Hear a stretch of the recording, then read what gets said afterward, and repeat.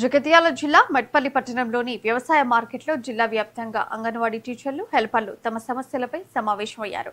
అలాగే bus depot నుంచి RTO కార్యాలయం వరకు భారీ ర్యాలీ నిర్వహించారు. పారిశ్రామిక వివాదాల చట్టం 1947లోని సెక్షన్ 22(1) ప్రకారం సమ్మె నోటీసులు ఇస్తున్నామని వారు తెలిపారు.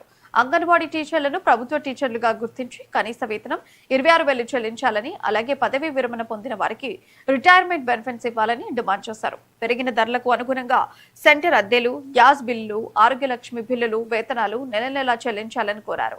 అర్హులైన అంగన్వాడీ టీచర్లకు సూపర్వైజర్లుగా పదోన్నతి కల్పించాలని, గతంలో నిర్వహించిన 24 రోజుల సమ్మె కాలానికి వేతనాలు కూడా చెల్లించాలని వారు ప్రభుత్వాన్ని డిమాండ్ చేశారు. ఈ రోజు దేశవ్యాప్త సమ్మెలో భాగంగా మెట్పల్లిలో బస్ డిపో నుండి ఆర్టీఓ ఆఫీస్ దాకా సమ్మెలో పాల్గొనడం జరిగింది. ఈ సమ్మెలో అంగన్వాడీ టీచర్ సహాయాలు కానీ, మధ్యాహ్న భోజన వర్కర్స్ కానీ, మున్సిపల్ కార్మికులు కానీ, గ్రామ పంచాయతీ వర్కర్స్ కానీ, రైతులు కానీ, కర్షకులు కానీ ఈరోజు పాల్గొని పెద్ద మొత్తంలో ఆందోళన చేయడం జరిగింది. దీని ముఖ్య ఉద్దేశం ఏంటంటే కార్మికులు ఎంతో కొట్లాడి పోరాడి సంపాదించుకున్న 29 కోట్లను తీసేసి కేంద్ర ప్రభుత్వం అనేటువంటి 4 కొత్త లేబర్ కోడ్లను తీసుకొచ్చింది. దీన్ని తీవ్రంగా ఖండిస్తున్నాము.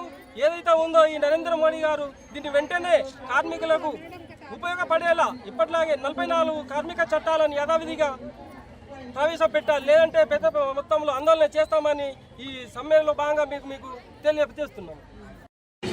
అంగన్వాడీ టీచర్ల ఆయాల సమస్యలపైన దేశవ్యాప్తంగా సమ్మె చేయడం జరిగింది.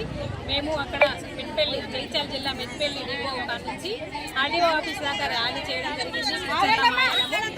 మాకు ప్రభుత్వ ఉద్యోగులుగా ఆయాలను, టీచర్లను పర్మనెంట్ చేయాలని, మరియు కనీస వేతనం టీచర్లకు ఆయాలకు 26,000 రూపాయలు ఇప్పించాలని, మేము సమ్మె కాలంలో చేసిన సమ్మె జీతాన్ని కూడా ఇప్పించాలని, మాకు అదనపు పనులు తగ్గించాలని, మాకు టీచర్ల ఆయాలు రిటైర్మెంట్ అయితే వారికి బెనిఫిట్స్ ఇవ్వాలని, వీటి గురించి మేము ఈరోజు డిపో కాంచి ఇక్కడ దాకా ఆర్టీఓ ఆఫీస్ దగ్గర దాకా ర్యాలీ చేస్తూ మా సమస్యలపై ఆర్టీఓ గారికి